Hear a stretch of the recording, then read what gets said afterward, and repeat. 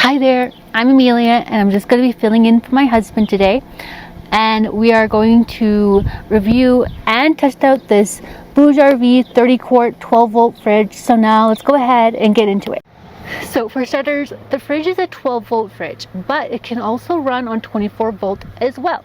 It's got a capacity of 30 quarts or 28 liters, and the dimensions are 23 by 12.6 by 16.2. The temperatures range is from -7 to 50 degrees.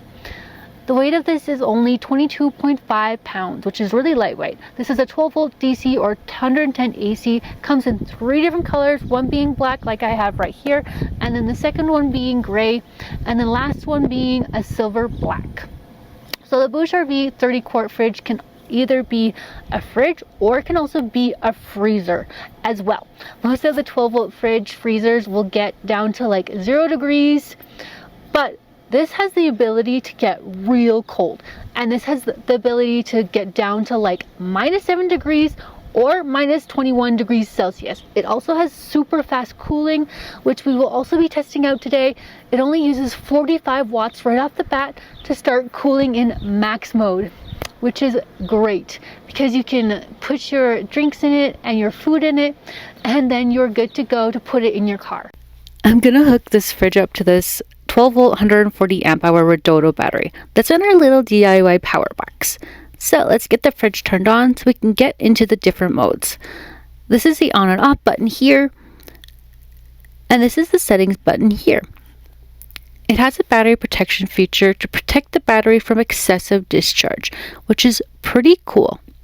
To do that, hold this button and that will unlock the cut in and cut out modes and set the voltage levels at which the compressor starts and stops running. Respectively, this 12 volt fridge has 3 different modes for that. To change modes, you just press and hold it, and that will change it to this L for low. And then there's M for medium, and then H is the high setting. Here's a handy little chart in the manual that shows you the different cut in and cut out voltages that will help you understand this feature a little better. Feel free to pause this video to get a good look at this little chart here. I keep it on medium usually. Now I'll go ahead and set up our energy efficiency settings, which determine how many watts it will use. So just hit this button once to change between max and eco settings. We will go ahead and keep it on max for the wattage and medium for the battery protection. And finally, we can change our temperature settings. I'm going to set it at 35 degrees Fahrenheit to use it as a refrigerator. To change settings, use these plus and minus buttons to go up or down to set the temperature. I'm just going to press it down to 35 degrees. Now I'm going to go ahead and set a stopwatch to just test and see how long it'll take to get down to 35 degrees. I'll check back once it's done and let you know how it goes.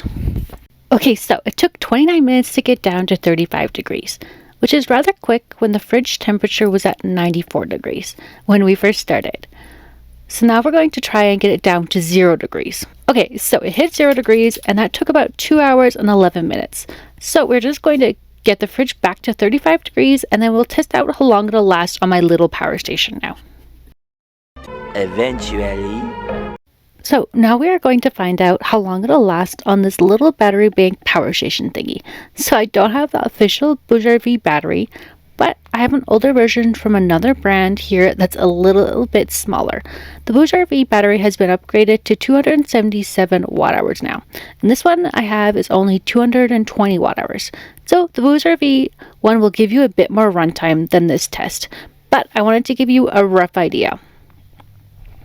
What's cool about having one of these is you can plug this into your car using a Type-C USB cord, so the battery can stay charged while you are driving.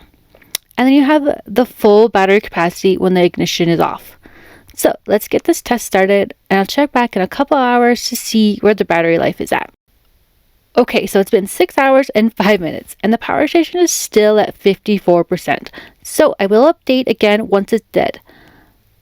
Okay, so it's currently midnight now, and I have to go to sleep because I have to get up early in the morning. So we're going to stop here at 23% battery life.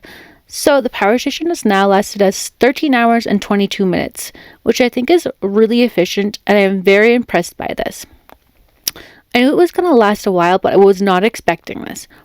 But If you had the BougeRV one, you should get more than this because their current model has a 277 water capacity. So you should get another hour or so of runtime out of it than this one would.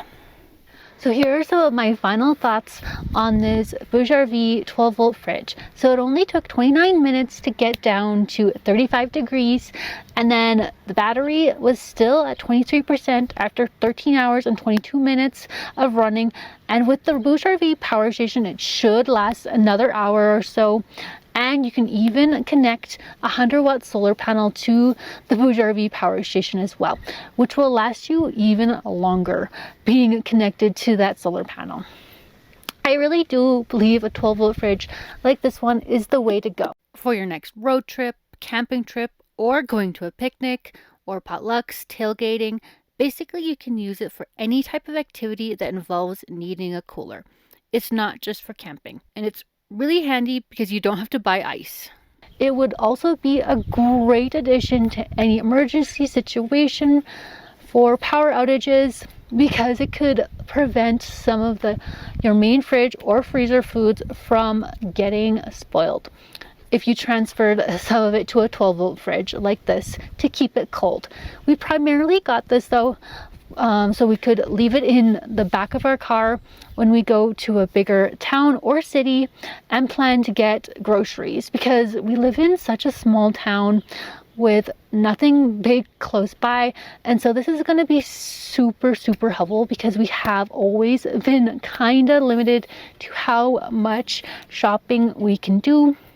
Like it's really hot here in the summer in Arizona, and we don't want to leave raw meat in the hot car for example, or miss out on any of those ice cream deals that might be going on. So having this will make shopping trips a lot easier for us. And we will of course be using this on our next camping trip that we will be doing in the fall. I always suggest having a solar panel to charge your battery or your power station, especially if you're wanting to run something like this off of it for longer than a couple of days. So I'll leave a link down below to my 2 favorite solar panels in the description box below, as well as a link to this 12-volt RV fridge if you want to pick any of this stuff up. I'll be doing some more testing with this 12-volt fridge and other various testing stuff over on my own channel. So I'll go ahead and drop a link to my channel down below as well. YouTube thinks you should watch this video next, so click here. And that's it for this video. I'll see you in the next one.